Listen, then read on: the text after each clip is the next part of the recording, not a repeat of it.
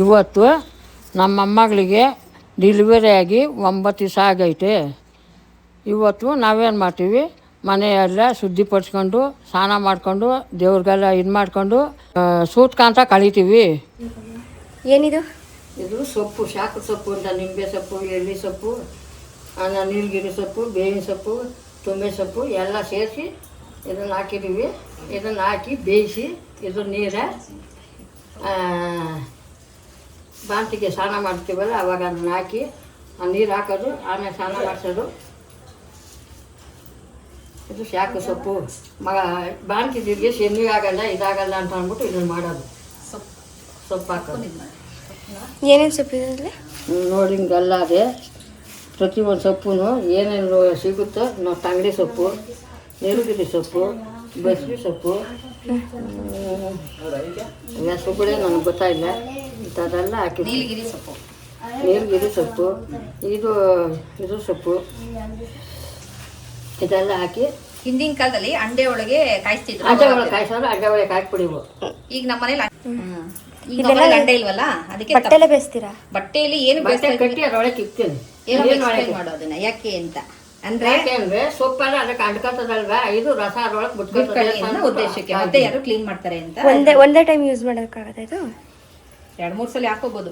ಅಂಡೆ ಇದ್ರೆ ಅಂಡೆ ಒಳಗೆ ಹಾಕಿ ಬೇಯಿಸ್ಬಿಡಿವು. ನಮ್ಮ ಅಂಡೆ ಒಲೆ ಇಲ್ವಲ್ಲ, ಅದಕ್ಕೆ ಈ ಥರ ಮಾಡೋದು. ಇದು ಹಾಕಿದ್ರೆ ಶಾಖವಾಗಿರ್ತಾರ? ಶಾಖದ ನೀರು ಅಂತ ಇದ್ರಾಗೆ ಬೇಯಿಸ್ಬಿಟ್ಟು ಇದ್ರ ನೀರ ರಸ ಅದರೊಳಗೆ ಬಿಟ್ಕೊಳ್ತದೆ ನೀರಿಗೆ.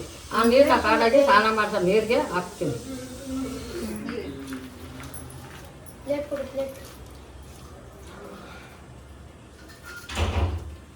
ನಾವೇನು ಮಾಡಿವು, ಅಂಡೆ ಒಳಗೆ ಹಾಕ್ಬಿಡಿವು. ಎಲ್ಲರೂ ಸ್ನಾನ ಮಾಡ್ಬೋದು, ಯಾರೇನು ಈಗ ಹಿಂಗೆ ಇಕ್ಕೋದು. ಈಗ ಸ್ಟವ್ ಮೇಲೆ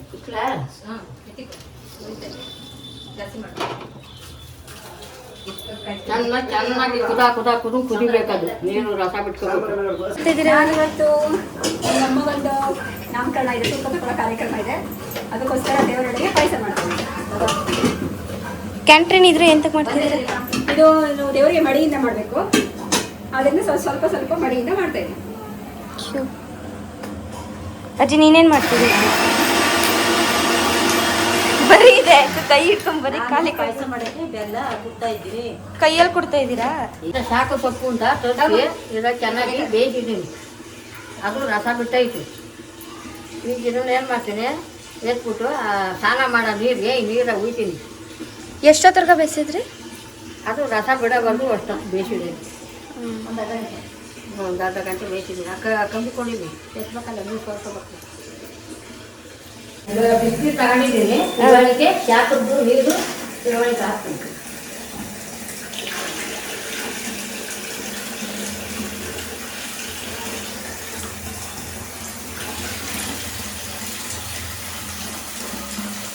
ಇದನ್ನು ಬಾಜಿಗೆ ಸ್ನಾನ ಮಾಡ್ತೀನಿ. ಪುಡಿನೂ ರಾಗಿ ಹಸಿಟ್ಟು ಹಾಕಿದ್ದೀನಿ ಮೈಗೆ ಉಜ್ಜಕ್ಕೆ. ಸೋಪ್ ಹಾಕಂಗಿಲ್ಲ? ಸೋಪ್ ಹಾಕಲ್ಲ, ಸೋಪು ಮಕ್ಕಕ್ಕೆ ಮಾತ್ರ ಹಾಕ್ತೀನಿ. ಇದನ್ನೆಲ್ಲ ಮೈಗೆ ಸರೋಗ್ಬಿಟ್ಟು ಸ್ನಾನ ಮಾಡಿಸ್ತೀನಿ. ಯಾಕೆಂದರೆ ಗುಳ್ಳೆಗಳು ಬರೋದಿಲ್ಲ ಅದಕ್ಕೆ. ಸರಿ. ಅವತ್ತಿಂದ ಸ್ನಾನ ಮಾಡಿಸಿಲ್ವ? ಎಷ್ಟು ದಿನ ಆಯಿತು? ಇವತ್ತೇ ಸ್ನಾನ ಮಾಡ್ತಿರೋದಾ?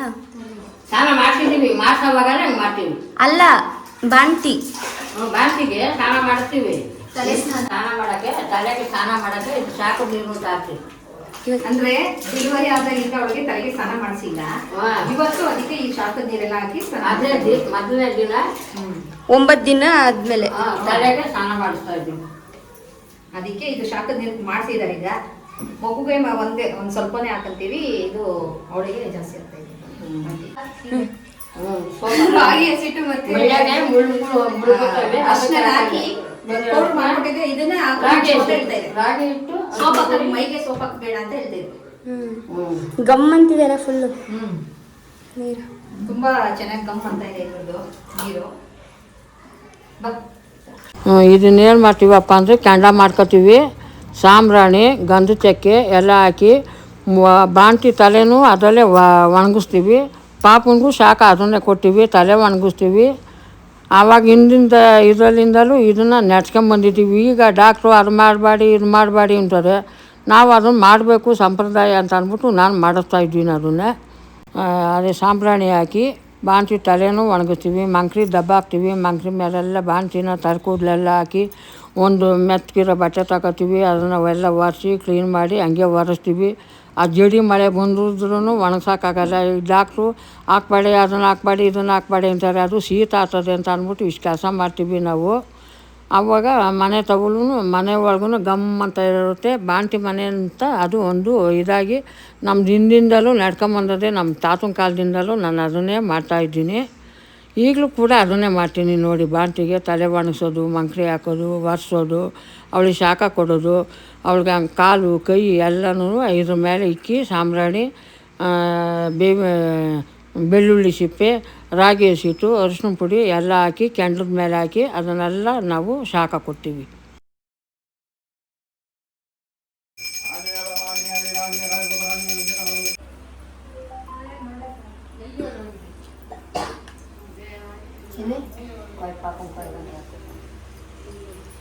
ತನಿಷ್ಕ್ ಅಂತೆ.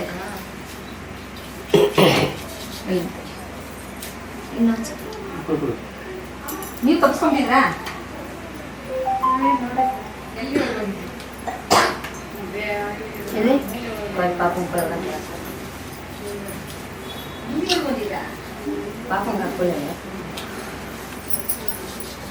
ಓಕೆ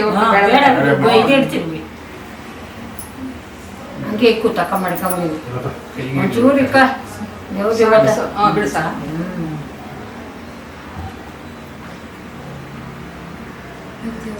ಇಲ್ಲಿ ಬಿಡು ಬಿಡು, ಹಂಗೆ ಇಟ್ಕೊಂತಾನೆ ಹಂಗೆ ನೋಡಿ. ನಿಮ್ದು ಝೂಮ್ ಮಾಡಾಕ್ತೀನಿ.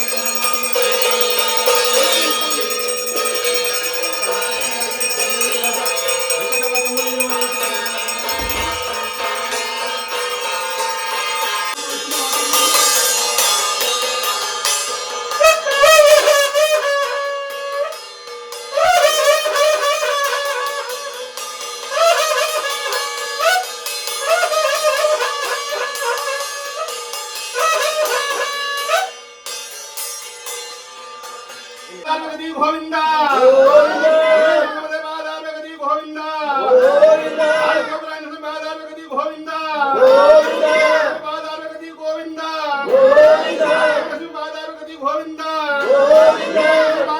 ಗೋವಿಂದ ಒಳ್ಳೇದು ಮಹಳಪ್ಪ ಗೋವಿಂದ ಪಾದಾರಗತಿ ಗೋವಿಂದ ಜಯ ನಮ ಪಾರ್ವತಿ.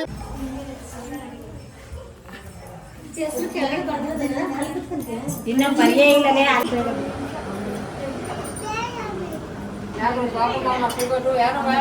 ಪುನೀತ್ ಅವ್ರು ಅವರಲ್ಲ.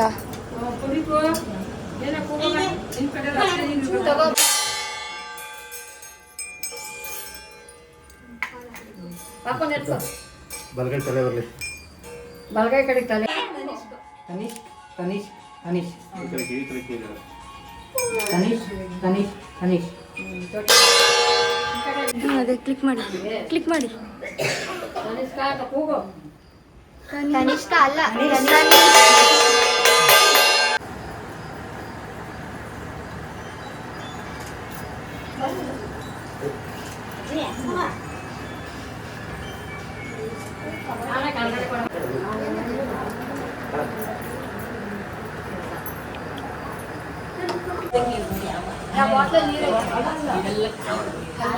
ಮನುಷ್ಯ ಕಾಪಾಡಪ್ಪ ಗೋವಿಂದ. ಇವರಿಗೆ ಬಂದಂತ ಕಷ್ಟ ಮನುಷ್ಯ ಕಾಪಾಡಪ್ಪ ಗೋವಿಂದ. ಗೋವಿಂದ ನನಗೆ ಒಳ್ಳೇದು ಮಾಡಪ್ಪ ಗೋವಿಂದ. ಜಯ ಜಯ ನಮ ಪಾರ್ವತಿ ಪತೆ.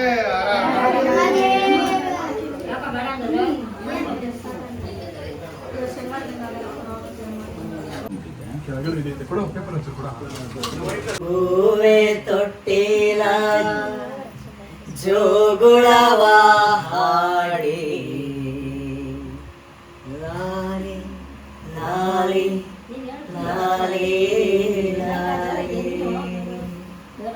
ತೂಗುವೆ ತೊಟ್ಟಿಲ ಜೋಗುಳವ ಹಾಡಿ ಲಾಲಿ ಲಾಲಿ ಲಾಲಿ ಲಾಲಿ ತೂಗುವೆ ಮಲಗೆನ್ನ ಮುದ್ದಿನ ಮೂಡಿ ಲಾಲಿ ಲಾಲಿ ಲಾಲಿ ಲಾಲಿ ಎಲ್ಲ ಮಕ್ಕಳ ಚೆಲುವು ನಿನಗಿರಲಿ ಎಳೆಬಾಲಿ ಲಾಲಿ ಲಾಲಿ ಲಾಲಿ ಲಾಲಿ ಮಳೆಯ ರಾಗದಲ್ಲಿ ಆಗಸವ ವರಿಸೋಳೆ ಲಾಲಿ ಲಾಲಿ ಲಾಲಿ ಲಾಲಿ ಹೂವಿನ ತೊಟ್ಟಿಯಲ್ಲಿ ಮಲಗಿನ ಸುನಗುವವಳೆ ಲಾಲಿ ಲಾಲಿ ಲಾಲಿ ಲಾಲಿ ತುಂಬಿ ಪವಡಿಸು ನೀ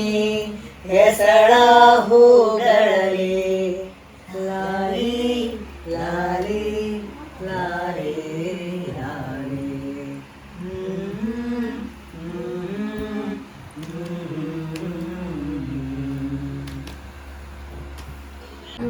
ಪಾಪುಗೆ ಜಯಂತ್ ಪಾಯಿಂಟ್ ಆಯ್ತು ನಾನು ಹೋಗ್ತೀನಿ ನಮ್ಮನೆ ಕ್ಲಾಸ್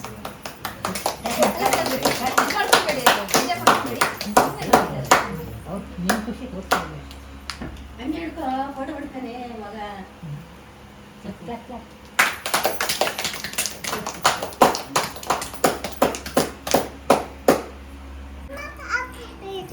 ಪಾಪು ತಗೊಂಡೋಗಲ್ಲ ಕೊಡ್ತಾರೆ ನಮ್ಗೆ